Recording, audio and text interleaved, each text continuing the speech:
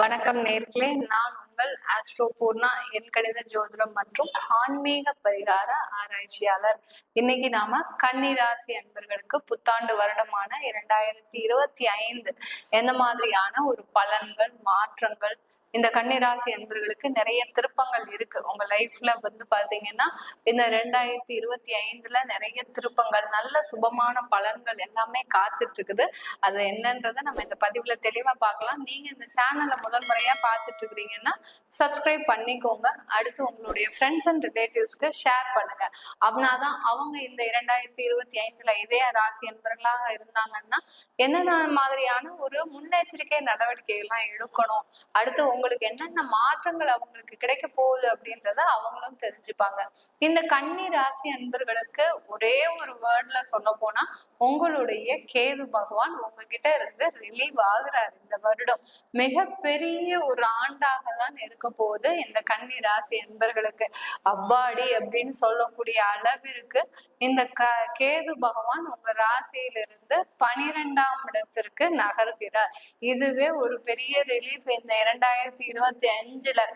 ஏன்னா ஒரு சந்திரனோட ஒரு கேது சேரும் போது மிகப்பெரிய ஒரு மன உளைச்சலை கொடுக்கும். அதனாலதான் இந்த கன்னிராசி அன்பர்கள் கடந்த ஒரு 2 வருடங்களாக 3 வருடங்களாகவே பாத்தீங்கன்னா நிறைய மன உளைச்சல்கள், குடும்பம் ரீதியான பிரிவுகள், அடுத்து பாத்தீங்கன்னா கடன் சம்பந்தப்பட்ட சட்ட வழக்குகள். கடன் வாங்கிட்டோம், தெரியாம வாங்கிட்டோம், ஆனா அவங்க போலீஸ் கேஸ் வரைக்கும் போவாங்க, கோர்ட் வரைக்கும் போவாங்கன்னு தெரிஞ்சிருந்தா நம்ம இந்த மாதிரியான ஒரு கடனை வாங்கியிருக்க கூடாது அப்படின்னு நினைக்கக்கூடிய அளவிற்கு அந்த கடன் தொந்தரவாகப்பட்டது. நீங்க ஏறாத இடத்தெல்லாம் ஏறிட்டீங்க, பார்க்காத விஷயத்தெல்லாம் பார்த்துட்டீங்க, படாத அவமானத்தெல்லாம் பட்டுட்டீங்க. இந்த மாதிரியாக இருக்கக்கூடிய இந்த கன்னிராசி அன்பர்கள் இந்த 2025 அந்த கேது பகவானுடைய ரிலீஃப் பாத்தீங்கன்னா உங்களுக்கு மிகப்பெரிய ஒரு ஞானத்தை கொடுத்துருச்சுன்னு தான் சொல்லணும். ஏன்னா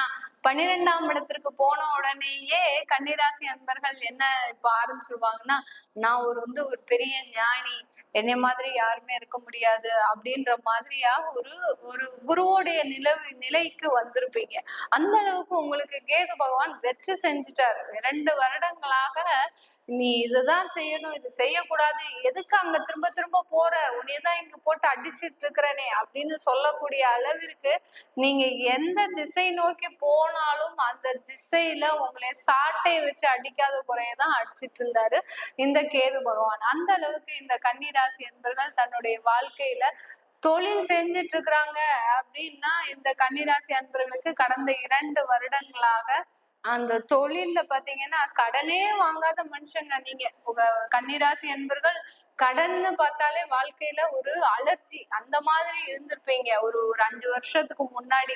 இப்ப பாத்தீங்கன்னா தலைக்கு மேல கடன், அந்த கடனை வச்சு நான் என்ன பண்றது, என்னால ஒண்ணுமே செய்ய முடியாது, என் வாழ்க்கையில நான் மீண்டு எழறதுக்கே இன்னும் 10 வருஷம் ஆகும் போல இருக்கு அப்படின்னு நினைக்கக்கூடிய அளவிற்கு அந்த தலைக்கு மேல கடனை பார்த்து பயந்து போய் தன்னுடைய வாழ்க்கை என்ன ஆக போதோ அப்படின்ற ஒரு நிலைமையில தான் இருக்கிறீங்க கன்னிராசி என்பர்கள். அந்த அளவுக்கு அந்த கேது பகவான் உங்களை உண்டு இல்லைன்னு ஆக்கிட்டாரு. இதே கன்னி லக்னமா இருக்கிறீங்க அப்படின்னா லக்னத்திலேயே அந்த கேது இருக்கும்போது ஒரு விரக்தியான ஒரு வாழ்க்கை, இந்த மாதிரியான ஒரு வாழ்க்கை நமக்கு தேவையா?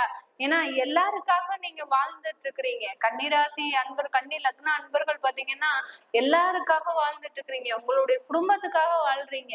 ஆனா அந்த குடும்பம் உங்களை என்ன சொன்னாங்க, அவமானப்படுத்தினாங்க, அசிங்கப்படுத்தினாங்க.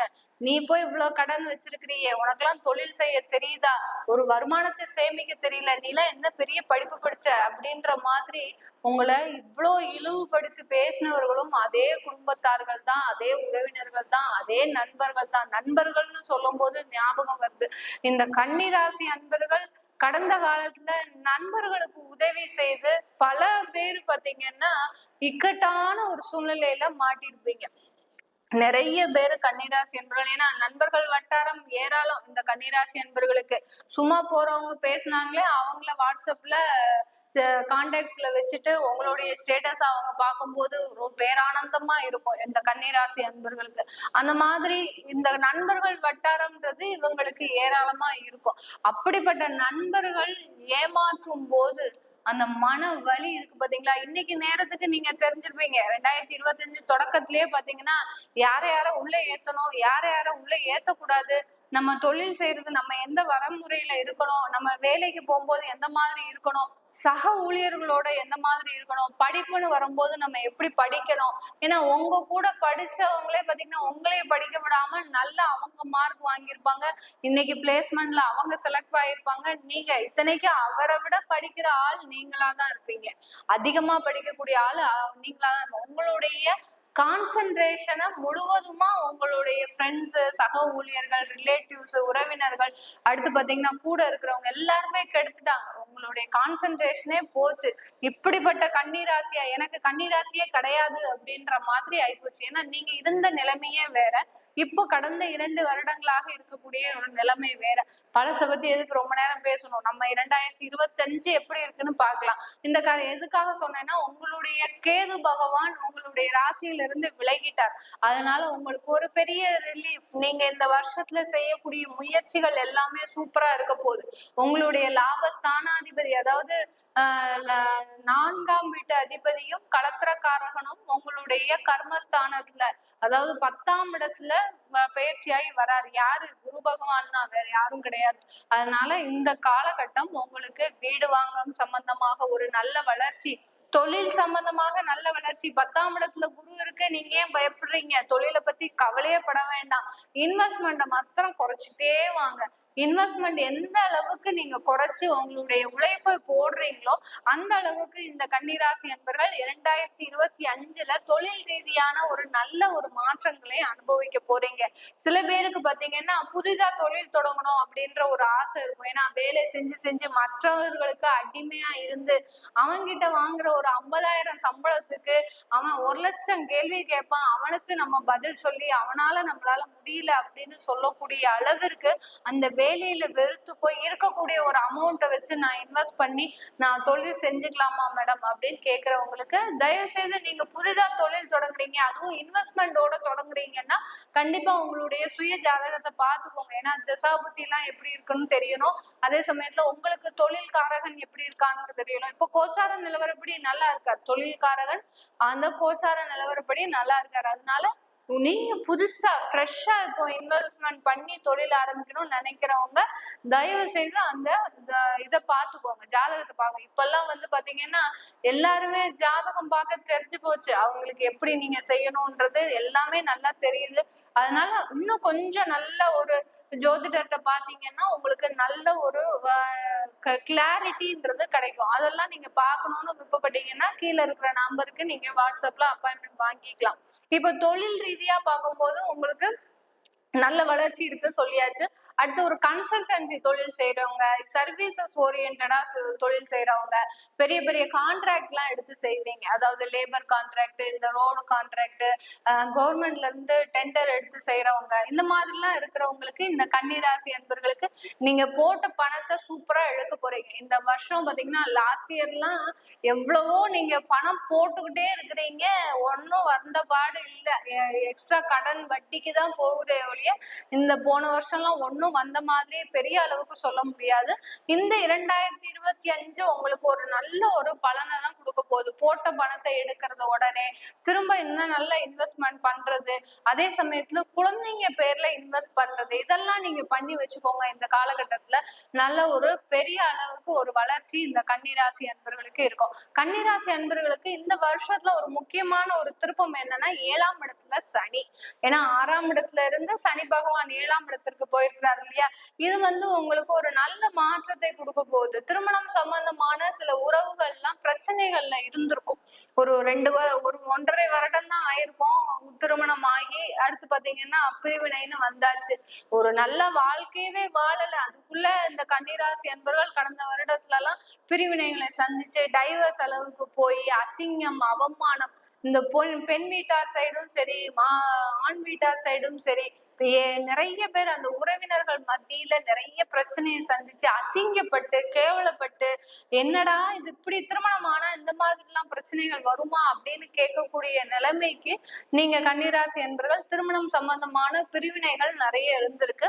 இந்த காலகட்டம் அது எல்லாமே சீராகக்கூடிய ஒரு நேரம். திருமண உறவுல ஒரு நல்ல ஒரு வளர்ச்சி, ஒரு சுமூகமான ஒரு குடும்ப வாழ்க்கை, ஒரு நல்ல ஒரு குழந்தைகள், நல்ல நமக்கு அம்சமான 2 குழந்தைகள், இந்த மாதிரியா உங்க லைஃப் பாத்தீங்கன்னா கன்னிராசி என்பவர்களுக்கு ஒரு பிடிச்ச மாதிரி. 3 வருஷத்துக்கு முன்னாடி இந்த மாதிரி தான் இருந்தீங்க, ஒரு 5 வருஷத்துக்கு முன்னாடி நீங்க இந்த மாதிரி தான் இருந்தீங்க. உங்களுக்கு பிடிச்ச வாழ்க்கையை ரொம்ப லைஃபை என்ஜாய் பண்ணி நீங்க போவீங்க. அந்த மாதிரியான, அதாவது பேக் டு பெவிலியன்ற மாதிரி இந்த கேது இருந்ததுனால எங்கேயோ இந்த குழப்பி போட்டு உங்களுடைய வாழ்க்கையை சின்னாபின்னமா ஆக்குன மாதிரி ஒரு லைஃப் ஸ்டைலே உங்களுக்கு மறந்து போச்சு. இப்படிதான் இருக்கணும் அப்படிதான் இருக்கணும்ன்றதுல இப்படி இல்லாம இருந்துட்டீங்க. இப்போ இந்த 2025 திரும்பியும் நீங்க உள் வருவதற்கு உண்டான ஒரு நேரமாக தான் இருக்க போகுது. வாழ்க்கையை என்ஜாய் பண்ணி லைஃப ஒரு ஆனந்தமா உண்டாக்குறதுக்கான ஒரு வழிதான் இந்த 2025. நல்ல தெய்வீக ஆன்மீக கோயிலுக்கு போங்க இந்த வருடம். ஏன்னா ஆன்மீகம் எந்த அளவுக்கு உங்களுக்கு ஒரு சப்போர்ட்டா இருக்கும்னா, இந்த வருடத்துல நீங்க என்ன பிரார்த்தனை பண்ணாலும் உடனே நிறைவேறுங்க. அந்த அளவுக்கு உங்களுக்கு ஆன்மீகம் ரொம்ப சப்போர்ட்டா இருக்கும். ஏதாவது ஒரு பிரார்த்தனை சும்மா அந்த தெருமுனையில இருக்கக்கூடிய அந்த பிள்ளையார் கோயிலுக்கு போயிட்டு நீங்க ஒரு பிரார்த்தனையை வைங்க, கண்டிப்பா அது ஒரு 2 மாதத்துல உங்களுக்கு இந்த வருடத்துல நடத்தும். அந்த அளவுக்கு அந்த 7ஆம் இடத்துல அந்த சனி இருக்கும்போது உங்களுக்கு அந்த தெய்வ பலம்ன்றது கூட வரும். 12ஆம் இடத்துல இருக்கக்கூடிய அந்த கேதுவும் பாத்தீங்கன்னா அந்த ஞானத்தை கொடுக்கக்கூடிய ஒரு இடமாக இருக்கும். அதனால தெய்வ பலம் முழுவதுமாக இருக்கு 2025. நீங்க ஒன்றும் கவலையே பட வேண்டாம். ஆன்மீக பலத்தையும் வச்சுக்கிட்டு நல்ல ஒரு புது சிந்தனையோட, புது முயற்சிகளோட, நிறைய இன்னோவேட்டிவா திங்க் பண்ணுங்க. ஏன்னா கன்னிராசி என்பவர்கள் நிறைய திறமைகள் வச்சிருக்கிறீங்க. அதனால இன்னோவேட்டிவா திங்க் பண்ணி நீங்க என்ன புதுசா செய்யலாம் அப்படின்றத யோசிச்சு செய்தீங்கன்னா அந்த நிறைய வாய்ப்புகள் இருக்கு. இந்த வருடம் பாத்தீங்கன்னா ஒரு அப்ராடே நீங்க ட்ரை பண்றீங்க, வெளிநாடு போகணும் ட்ரை பண்றீங்கன்னா ஒரு கண்ட்ரி மாத்திரம் செலக்டடா போகாதீங்க. ஒரு 5 கண்ட்ரி வச்சுக்கோங்க, இல்ல மேக்சிமம் 3 கண்ட்ரி வச்சுக்கோங்க. அதுல செலக்டடா உங்களுக்கு எது நல்லா பிடிச்ச மாதிரி இருக்கோ அதுல நீங்க செலக்ட் பண்ணி போகும்போது உங்களுக்கு பிடித்தமான வாழ்க்கை, உங்களுக்கு பிடித்தமான வருமானம், நல்ல ஒரு ஆடம்பர வாழ்க்கைன்றது இந்த கன்னிராசி அன்பர்களுக்கு 2025 ஒரு முக்கியமான ஒரு திருப்பமான ஒரு வருடமாக இருக்க போகுது.